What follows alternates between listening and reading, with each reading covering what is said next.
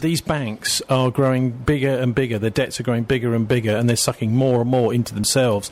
At some point, surely someone's got to say that bank is not viable anymore. Well, that's what's already happening. Well, smaller banks are going down already inside the European Union. You, for example, the most exposed bank... For example, if you had your own business, the banks would have foreclosed on you years ago, but they won't foreclose on themselves, will they? No, and of course the real threat is Deutsche Bank, which is actually a privately owned bank, but it's integrated into the German state, and its shares are collapsing. And they were going to collapse if the Greeks had the bottle for it. They could have collapsed Deutsche Bank, which is what Varoufakis wanted to do. Maybe the Brits will do it instead. Well, anyway. Maybe the Brits are going to do it instead. But of course, Deutsche Bank is your pensions, folks. I spoke also to German political scientist Klaus Kopf, he's done a decade or so of research. He first came across the Bilderberg group. I was rather impressed in 1995, which was a year before I did, and he managed to get to the bottom of some of the early Bilderberg members from Germany. My name is Klaus Kopf from Hamburg, and I'm here at my first Bilderberg meeting because I tried in 1995 to do my final exams on the Bilderberg topic. Now, you were advised by one of your professors, I believe, not to do Bilderberg. Well, it was actually not exactly my professor, it was a professor, and he was the director of the Hamburg Institute for Peace and Security Studies. He was the successor of Mr. Egon Bahr, former minister in the government of Willy Brandt. And as Egon Bahr attended a meeting of Bilderberg in 1971, I knew Egon Bahr would have some knowledge about this meeting. And so I asked Professor Dieter Lutz if he could ask, instead of me, because I was just too afraid to do this job, if he would have any knowledge on Bilderberg that he could share. And so, yes, Mr. Lutz agreed to ask him, and that's what he did. And he came back 3 days later after the weekend and told me then that Mr. Egon Bahr said, well, there are 3 good reasons for this young guy not to work on this Bilderberg topic on his final papers.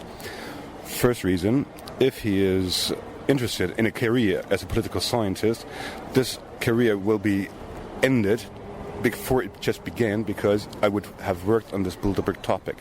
Second, as billions are somehow handled at Bilderberg, and as they would decide on peace and war, he will not find out anything about Bilderberg, so there's no good reason to work on something you will not find out anything about. And third reason not to work on Bilderberg is, if I would find out something, I would have to cope with personal problems. So I was shocked. I knew there would be a kind of a conspiracy theory around Bilderberg, but to hear this from a professor was like a shock, and I screamed at him and said, well, you are the director at the Institute in Hamburg on Peace and Security Research, which is not just some institute in the world, it's one of the top 5 institutes in the world. And you've never heard until Friday, when I asked you for Bilderberg, you've never heard about Bilderberg before. And now, on Monday, you just say that Egon Bahr said they would decide on peace and war at these conferences. And you've never heard about Bilderberg before. And now I ask you, are you serious? Who is paying you for your research work, which, as you don't even know that Bilderberg exists and where peace and war is done? And I was screaming, and in the middle of the sentence, my voice broke off, and he recognized this moment, and now he screamed at me and said, "You blue-eyed asshole, do you really believe, you naive asshole, do you really believe the American president, he is voted? Are you serious? Where do you live? Where do you live?" I said, "That's where we are?" "Oh yes, that's where we are." I was totally shocked of this situation. That was one of the most significant moments in my research on Bilderberg. Yeah, I think you did. You must have touched a nerve, I think. It sounds like you touched a very important nerve. But anyhow, I know you also made an attempt to track down one of the original German Bilderberg participants, and that's not easy because, they've all died. But you managed to find his secretary. Who was that guy? Well, it was Rudolf Mueller, and for really a long time I bumped into this name. Pretty soon, he and Max Brauer, the mayor of Hamburg, Max Brauer and Rudolf Mueller, that these two guys represented Germany at the first meeting in 1954. So Max Brauer was easy, as being from Hamburg, but Rudolf Mueller always just read that he would be a lawyer from Frankfurt, but I had no clue whom Rudolf Mueller would be. So after I've been to several archives, I finally found out that Rudolf Mueller was the president of the Wirtschaftspolitische Gesellschaft in Frankfurt, that he was co-founder of the Frankfurter Allegemeine Zeitung, which is one of the major newspapers in Germany, and that he was in the board of several big companies in Germany, and that before that he was finance minister after the Second World War in 1947 in the so-called B zone. So it was those two zones occupied by the Americans and the British. After I found out that whom Rudolf Mueller actually was, I asked at the WePop if there does exist an archive about Rudolf Mueller, which didn't exist. And I asked, does there still live someone who personally knew Rudolf Mueller? And it's mentioned, yeah, there is this woman, Miss Kaethe Koch, living in Frankfurt still. That was back in 2004, I think. And so they gave me her phone number, and I called her, and she was really shocked when I asked her on Bilderberg, because Mr. Rudolf Mueller denied her to work on Bilderberg in any way. But she was his personal secretary for years, and all these papers for the different boards he worked for, but she was never allowed to work on Bilderberg. So she remembered well Bilderberg, the expression, the name, but she also mentioned, I'm very sorry, but I cannot help you at all. So I asked her, I would be in Frankfurt anyways in 2 weeks if I could give you a visit, and she agreed. And 2 weeks later I came to Frankfurt.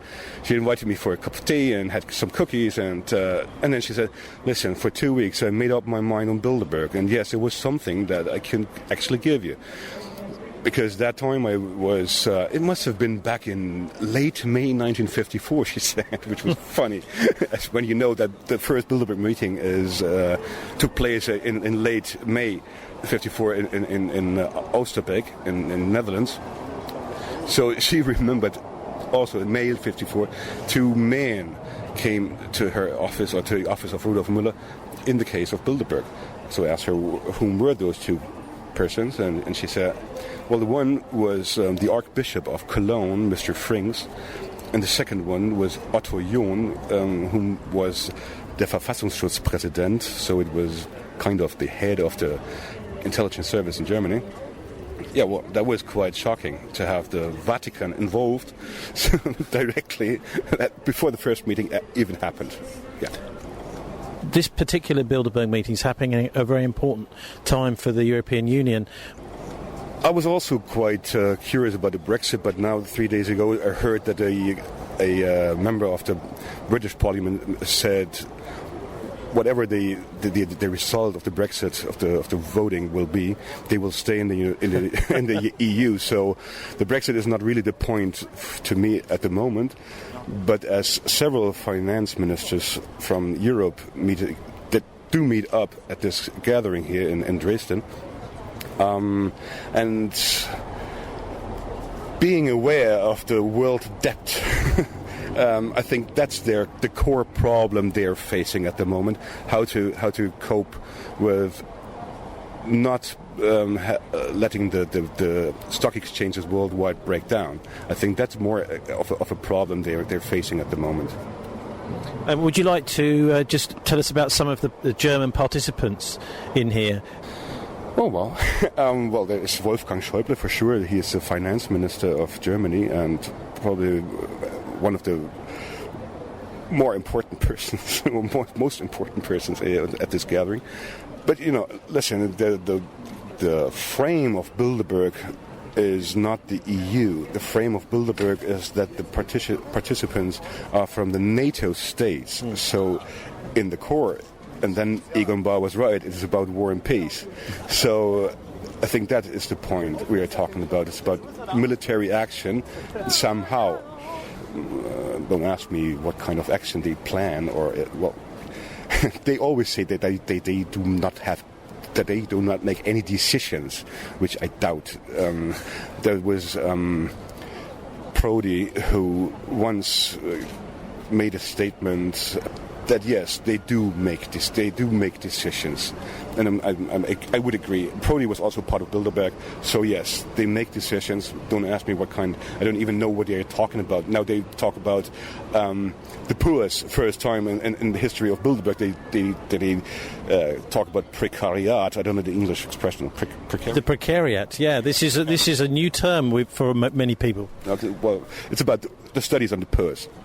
And yes, as we can see that the earnings worldwide are tumbling of the average people. If all the people in the world would consume as much energy as the United States, you would need 4 worlds. So this makes the problem quite obvious, right? And we have this debt problem. I think the debt problem that is one of the core problems they're also discussing here. Yeah, because Herrhausen, he actually suggested, didn't he, German guy, that they really must give up this debt because it's destroying whole continents. Yes, Alfred Herrhausen in 1988, he mentioned that in a gathering with the German bankers in Dusseldorf, and yes, also in 89 at the Bilderberg conference. Well, he was not able to proceed his engagement in leaving the debt for the third world countries, as he died a few months later. And as he said, he was assassinated by the Red Army faction in Germany. Well, one can doubt that, really.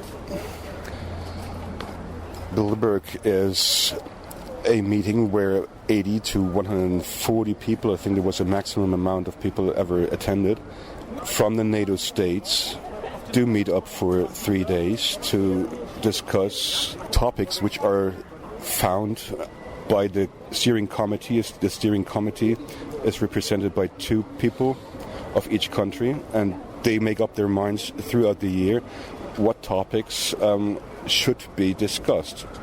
It obviously does not fit in with democracy. People can talk behind closed doors, okay, that there is no problem about that. But if they do decide, and as Prodi stated, they do decide, and he was an insider, I just can quote him to say, well, that's not democratic at all. So no, that makes the whole thing for now decades impossible to accept. That's Klaus Kopf there, political scientist in Germany, who notably hasn't actually written much about Bilderberg, but he is a successful political scientist. Maybe that's why he got warned off. Martin, also the precariat they're talking about there, how people are going to survive when they're very poor, but also the question he raised there: do you really believe the American president is voted in? This is a question from one of his senior kind of professors. It's fairly clear that the system is rigged. There is a semi-democracy, there are votes cast, but it's a bit like the Roman Republic. Who do you want, Pompey or Caesar? The ordinary folk don't really get a look in, do they? And by this time next week, we'll know the result of Brexit, because it should be announced. There's not going to be great long delays like there were in the local elections here in Bristol. It's going to be pretty much counted and announced straight away, so we'll know that by this time next week. Time to sign off for the Murdoch News at 7 now. Up next, Macari and Kamal's Arabian Nights. We're online at thisweek.org.uk, where I'll put links to the various things we've been talking about this evening. I'm on Twitter at Tony Gosling. Wishing you a relaxing and enjoyable weekend. Do please join us for the Politics Show at 5 o'clock next week, and don't let the banksters get you down. An award-winning community radio station for Bristol, bringing you national news on the hour. Live from the Sky News Centre.